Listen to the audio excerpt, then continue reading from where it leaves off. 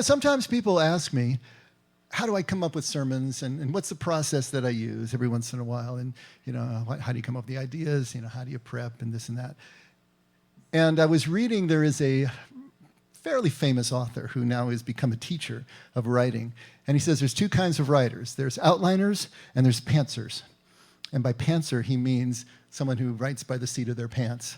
And so, now you kind of get the idea here, Are you like the OCD kind of writer where everything is mapped out and you got all the stickers all on the walls and everything?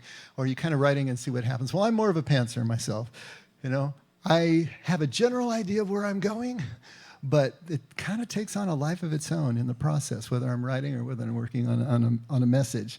And so I've heard, legend says, that some pastors actually sometimes have their whole year planned out in terms of what they're going to do for the entire year. Now, this allows the marketing department in the church to really be able to do the graphics and all the great things. I am going week by week on this.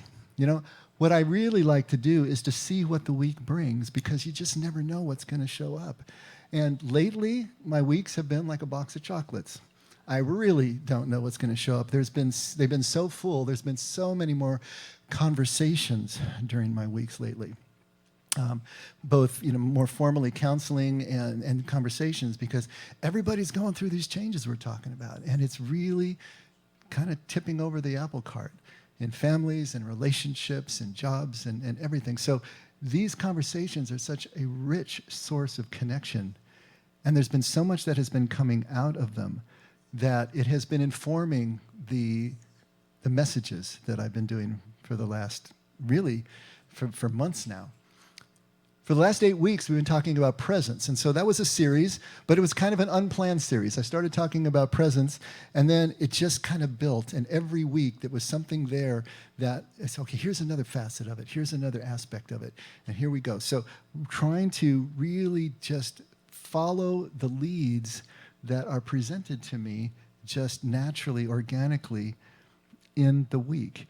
And everything that I've been talking to, or just, let me put it to everyone that I've been talking to lately, the subject matter, as varied as it is, seems to just keep relating back to presence. Now, maybe it's just because I'm looking through a presence filter right now, because it's so much on my mind. And I've been telling you that I am absolutely convinced, and have been for years, but it seems to be coming to a point right now. And maybe it's where we are as a people, as a nation, where everything is so disjointed, where people are not listening to each other. That presence has been coming to the fore as everything that we're about. If we can be present, and if we can be aware of each other, everything changes. The nature of our discourse changes. Our conversations change. Everything changes. And so everything has been leading back to presence, and I'm realizing everything does lead back to presence. Presence is everything. And even if presence may be not everything, the idea here is you can't have anything that is meaningful in life without presence. Presence is the ticket in the door. Everything leads to and leads from our ability to be present to this moment, right now, to let everything unfold. So, what the world needs now, remember that song? What the world needs now, love, sweet love. It's the only thing, there's just too little of. But guess what? You can't have love without presence. So once again, everything comes back to presence. Got to be present. So I had an amazingly significant conversation just a few days ago. And it's interesting, but you can't predict significance as you're moving into a conversation. You just kind of show up to the conversation and see what happens. But I knew that this was going to be an important conversation. I just didn't know how significant it would be for me. I haven't been able to get it out of my mind. I keep replaying it, and I keep ending up in that space that the conversation created in me. But I had to show up to find out just how significant it was. Some of you know that our friend Michelle Macheski was diagnosed with stage 4 pancreatic cancer. And this is my first chance to be able to talk to her. It's only been a month or so since she found out. And we'd been texting back and forth, and we wanted to talk, but it just wasn't happening, and it kept getting put off. And I didn't exactly know why. But I think it was 2 or 3 days ago that she texted me early in the morning, and she said she's so sorry that we didn't get together, but it was because of the chemo that she's going through. It's making her so sick that it was hard for her to plan anything, because anything she planned, she thought would end up being canceled anyway. But this was a pretty good day. You know, she had had the last round of chemo several days ago. She was scheduled for one the next day. But this was a pretty good day. So I texted right back and said, well, how about this afternoon? Is it still going to be okay? So we set up a time for the afternoon, and we actually got on the phone with each other, and were able to talk. And she was tired, but she was calm, and she was so poised on this conversation. It really kind of took me back. She was saying things very calmly that weren't calm at all in terms of what she's going through and what's been going on in her life. And after the conversation, and after I had a chance to process it for a day or two, I realized how much I wanted to be able to tell you all about it. And so I recontacted her and said, would it be okay? I know this is very personal, but would it be okay if I shared your story? And she came right back to me and she said, absolutely. You know, I said, I can keep it anonymous. She said, you can use my name. It would be an honor if my story can help anyone on their journey. She was eager to have this story be told. I was amazed at how this all started. 2 months ago, she thought she was fine. And if you know Michelle, she's been a fixture here for years. I could set my watch by her every time she came in, because she came in early to go to Scott's Bible study on Sunday mornings. And so she was always here in time for that. So we were typically up here rehearsing the band, and she would come in on time every week. And she's just such a great presence all these years. And up until, 5 weeks ago, she thought everything was fine. She's a nurse. And so she thought everything was fine, but she started experiencing abdominal pains and some bloating. And finally, it got so bad and wouldn't go away that she went into the doctor. And she actually, it was so bad that day, she went into the ER. Well, this is during COVID, so there's nobody in the ER room. And she can't take anyone with her. So she has to go in alone. She's in this ER waiting room all by herself. Gets called in, has the test, the scans, whatever they did, and then she goes right back out into this waiting room, sitting there all alone, waiting for results. Doctor comes out and tells her, you know, you have stage 4 pancreatic cancer. There is absolutely nothing that we can do. It's beyond being operable, and you have about 2 weeks to live, 2 months with chemo, if you decide to do chemo. And the doctor walks out and leaves her alone in the room by herself. I was so stunned, I had to ask her like 4 times, that really happened? That's what the doctor did?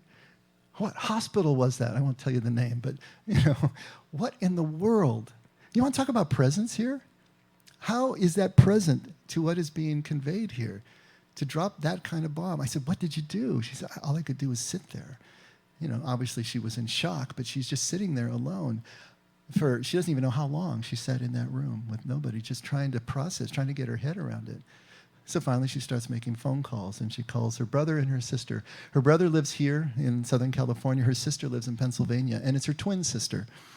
The brother comes right over to the hospital and drives her home. They just leave her car in the parking lot, and he drives her back. The sister gets on a plane that night and flies out. So she has her brother and her sister around her. And they start making plans what to do. You know, she's thinking, what do I do now? She has, you can imagine twins, have such a tight bond, even if they're 3,000 miles away. And she loves her sister and her sister's family. She feels so safe there. So the decision was made that she was going to go back to Pennsylvania and stay with her sister. So the family, you know, the brother and sister get into gear. The brother sells the car and helps clean out the apartment, puts things into storage. She gets on a plane with her sister and goes back, and they take care of all the details. And she's there with her sister's family, and the family comes around her. And besides her sister, she has an Aunt Dodie that she says is like a mother to her, that kind of helped raise her. And she lives there with her sister and with the younger children. And her nephew is expecting a child in December. And he lives with himself, with his wife. And so she says, this is the place. There was no place else that she would rather be. She always goes back every chance to get to visit. And this is the place of connection for her. And even though she's there, She's not sure what she's going to do. Does she do the chemo? Does she not do the chemo? She wants to see the birth of her nephew's child. She would like to get through the holidays. And yet she didn't know if she wanted to go through everything that chemo entailed. She's a nurse. She knows what the score is. She finally decided to go ahead and do the chemo to see if it could extend things long enough. But it was made very clear to her the chemo is not a cure. It's only an extension. But she starts doing the chemo, and of course it's making her sick and doing it. But she's hoping that it'll extend things long enough that she at least can get through the holidays. That's like her big goal that she kept talking to you about. I'm talking to someone that I've known for years. I'm listening to her talk. If you've gone into a conversation like this before, it's like you have no idea what to say. What do you say? What can you possibly give to a person like that? So I'm just listening. I'm just taking it all in and listening. I've known her for years, yet in the back of my mind, I'm realizing I'm never going to see her again. She's not planning to come back to California. She's going to stay in Pennsylvania. I'm not going to see her again. And that was messing with my head in a way that was really strange in the conversation. Just that knowledge as I'm talking to her. She may not live out the year. She hopes she does.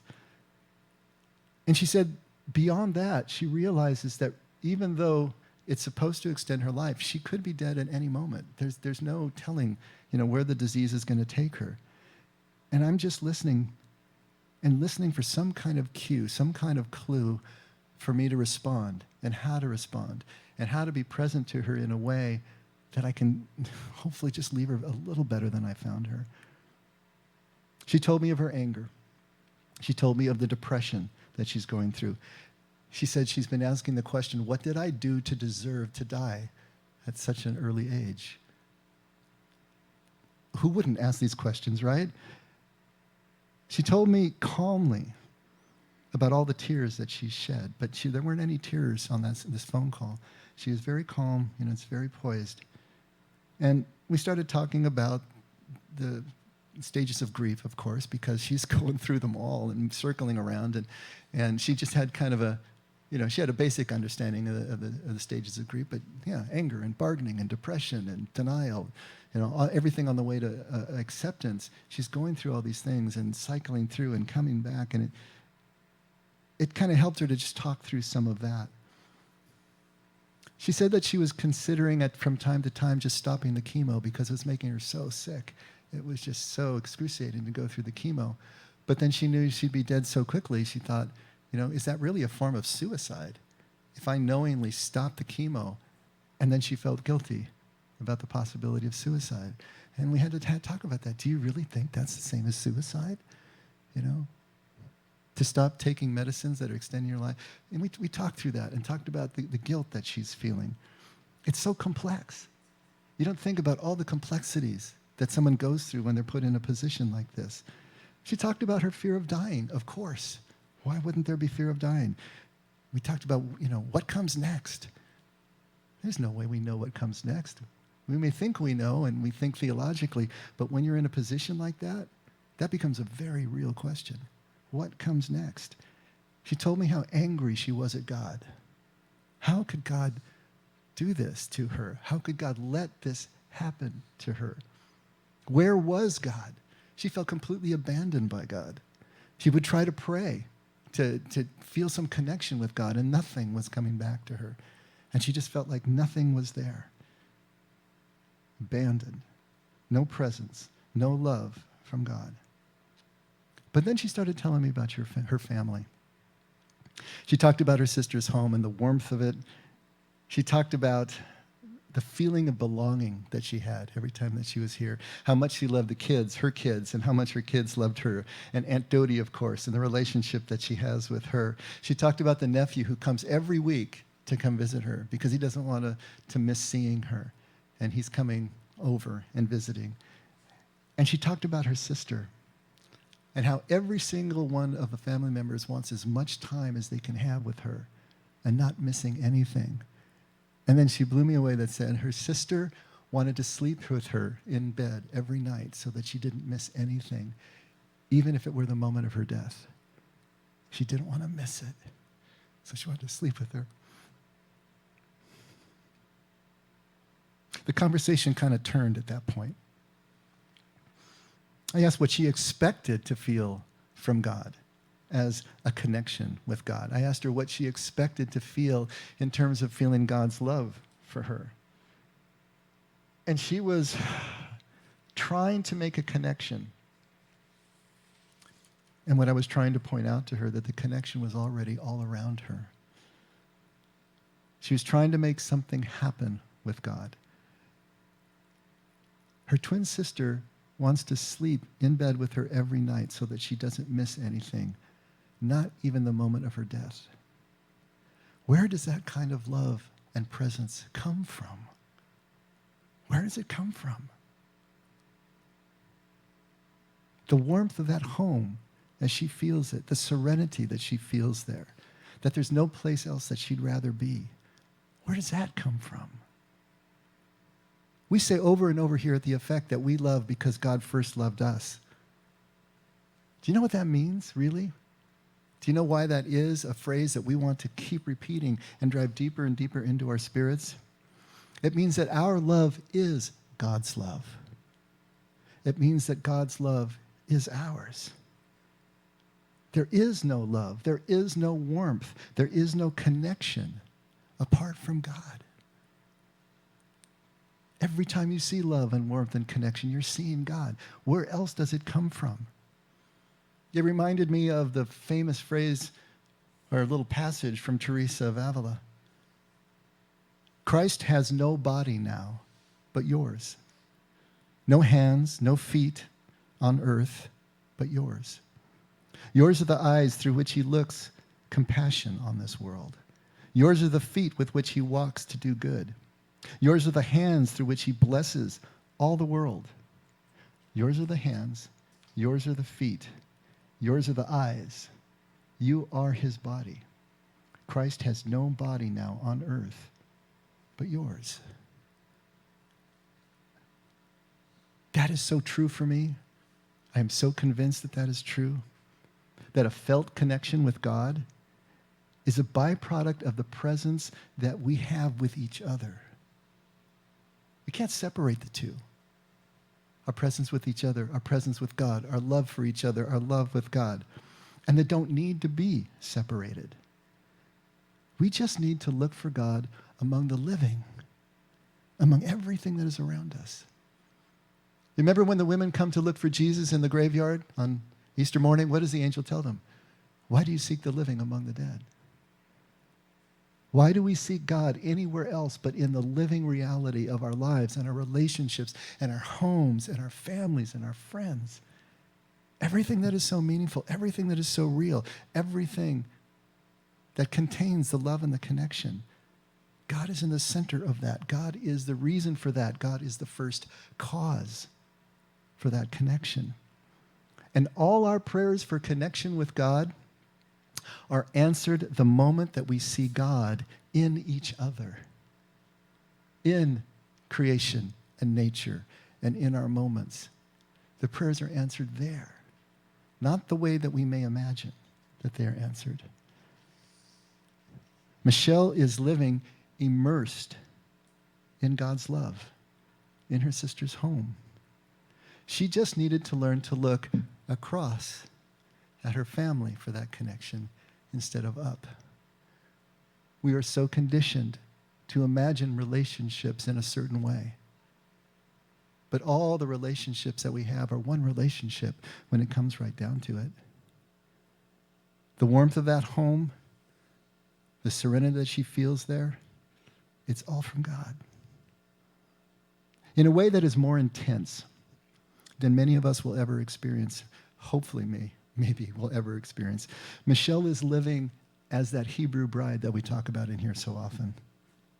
The Hebrew bride who is betrothed, and then the groom leaves again to build the mansion, to build the home.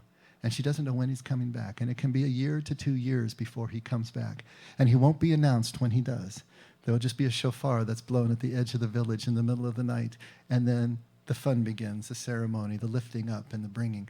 In that period of time, whether it's 6 months to 2 years, the Hebrew bride is living, trying to balance two realities. that any moment her life can change, that any moment she will be carried away to a new life, a good life, the life that she was meant to live, because she will be a mother and she will be the head of a household. And yet at that moment also the life that she knows will end. And everything that she's ever known and everything that she thinks that she is as a daughter and as a member of her parents' home will end. And so with that sweet anticipation of something coming that will be good, and the reality that we need to completely immerse, that she needs to immerse, and be completely present and suck every moment out of every moment that she has, every bit of relationship out of what she has. That's the balancing of realities. Israel was called the bride of Yahweh for that very reason, living in this space between birth and death, living this reality that we're all living in between the betrothal and the marriage ceremony itself. The church is called the bride of Christ for the same reason, because this way of living, realizing that any moment this life ends and a new one begins, and to celebrate this life all the more because of it, even as we anticipate the change, that is the way we all should be living. Try to put yourself into Michelle's moccasins right now and realize the shortness of what she is experiencing and how that balance isn't theoretical anymore. It's right in front of her face. It's right there. This balance, this presence, this awareness is the kingdom that Jesus is talking about. It is literally heaven on earth, when heaven and earth merge into one thing, where we see the unity in the presence of all the diversity, but we see how it all connects. We see how God's love is the glue that holds everything together and can't be separated from every moment and everything that we experience. How does John put it? Take a look at 1 John. Chapter 4, verse 12. No one has seen God at any time. If we love one another, God abides in us, and his love is perfected in us. His love is completed in us. His love is fulfilled in us. When we love each other, that's it. God's love is there in us, perfected. Moving to verse 16, we have come to know and have believed that the love which God has for us. God is love, and the one who abides in love abides in God, and God abides in him. By this, love is perfected with us, so that we may have confidence in the day of judgment, because as he is, so also are we in this world. Do you know how significant that statement is? As God is, who God is, how God is, we are in this world as well, when we are in that kind of presence and relationship with each other, right here and now. There is no fear in love, but perfect love casts out fear, because fear involves punishment, and the one who fears is not perfected in love. We love because he first loved us. No fear in love. Does that mean there's no fear at all? Does that mean that once we have experienced God's love, we know where to find it in each other, we know how to give it, we know how to receive it, that all our questions are somehow answered, that there's no fear at all anymore? Well, it certainly means we're not afraid of God anymore when we've experienced that kind of love and connection. It certainly doesn't mean our questions are answered, though. And it certainly doesn't mean there won't be any fear at all. Michelle impressed me in ways that I can barely express, in her ability to talk about her own death calmly, to talk about the realities of her experience, to be willing to share with me the realities of her experiences. But if she begins to see God's love and security in her family, does that mean that she's no longer going to fear death? I hear people of faith often say that they don't fear death anymore. I've said it myself. Have you? Don't fear death anymore. No? But until we're standing again in Michelle's moccasins, how do we really know for sure? How do you know when it's just theoretical? When the future still seems long? How do you know for sure what you will fear or you don't fear. I told you a while back that I woke up in the middle of the night with the pain in my chest and the ache in my left arm one time. Well, it happened again not too long ago. I think it was a couple months ago. And wake up at that. Why is it always 3:30 in the morning when stuff like this happens? It's always 3:30 in the morning. You can imagine all sorts of stuff in the dark at 3:30 in the morning, let me tell you.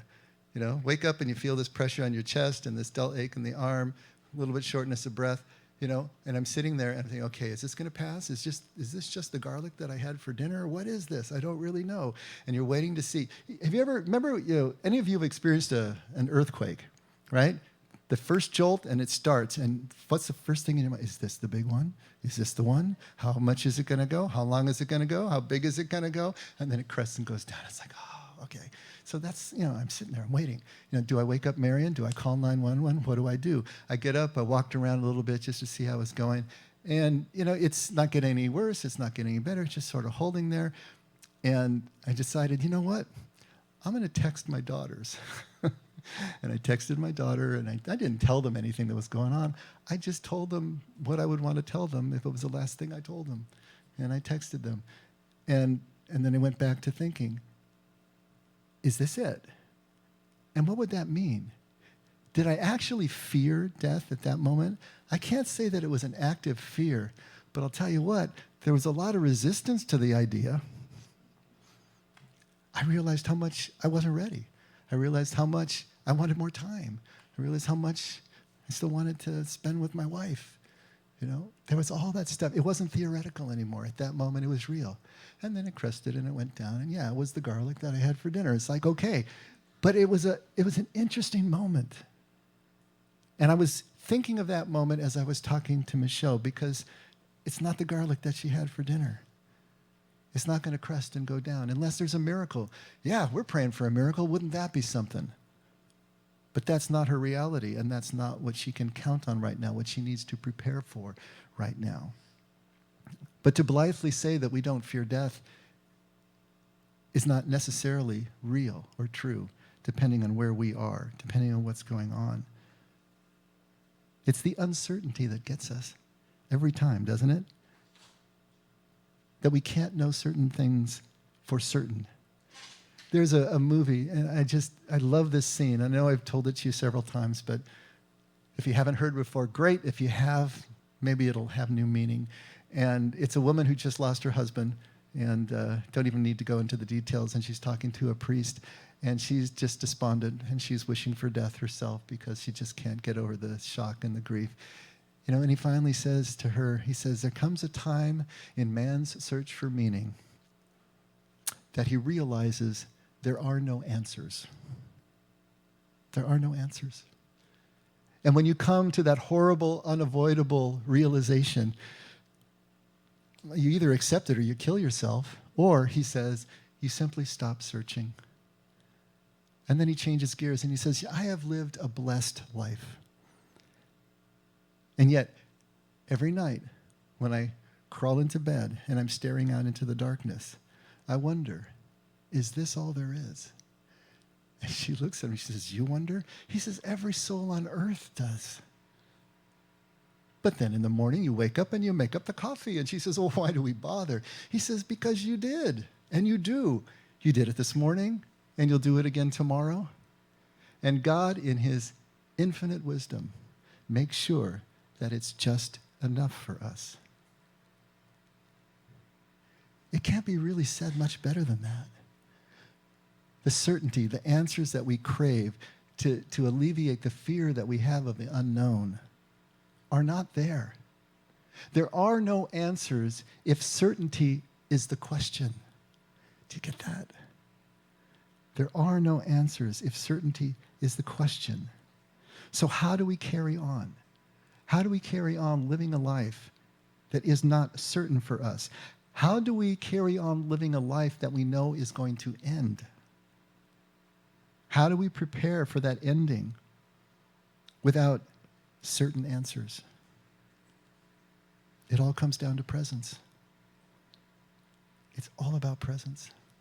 The only way to prepare to die is to live life in full presence, to connect.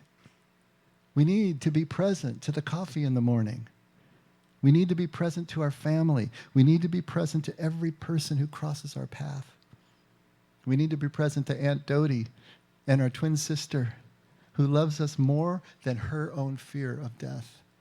To be present with you at that moment, to not fear that, to want to be present more than that fear.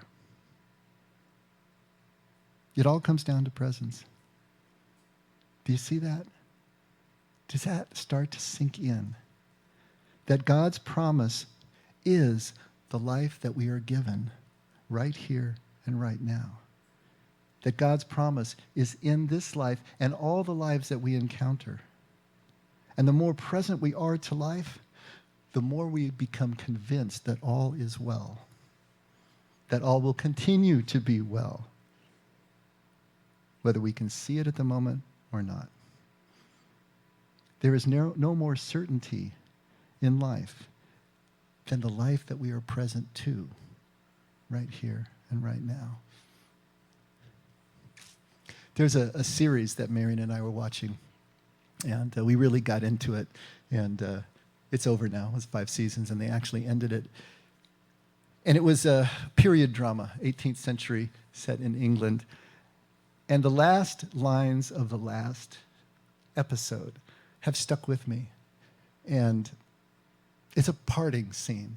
The main characters, husband and wife, are parting, and there's risk involved.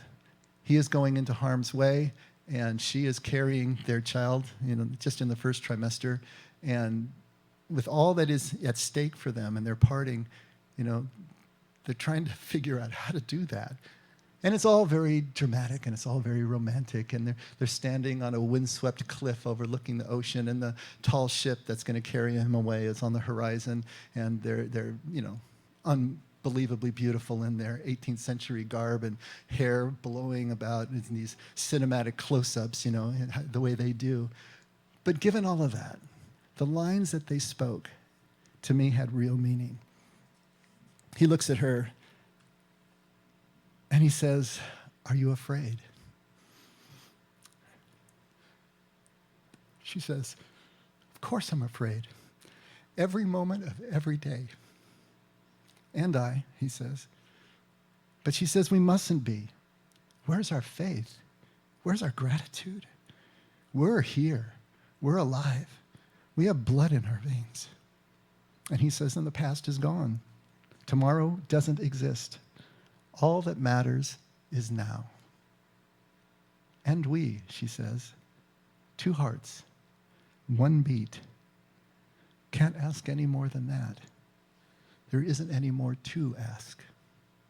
And that's it. You see?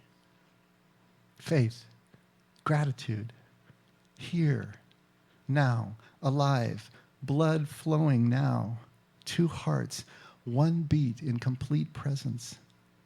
You can't ask any more than that. There is literally nothing more to ask of life, of God. Look around you right now. This is your life. This is all of it. There isn't any more life than is here right now in this moment. Are you here? Are you present to it? If you are, you're with God. But for us to know this is our life in this moment, are we here? That's it. That's the presence. That's the love. Let's pray.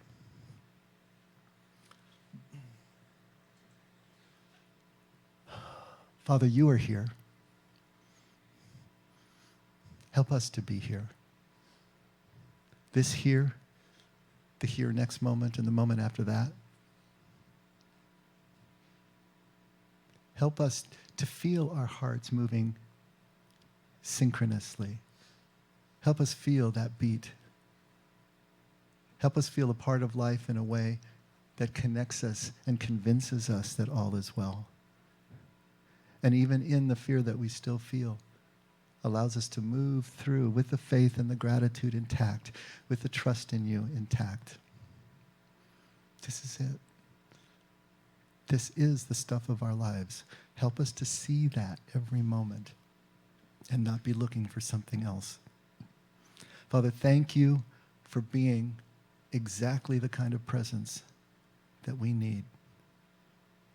Thank you for never leaving or forsaking us with your presence.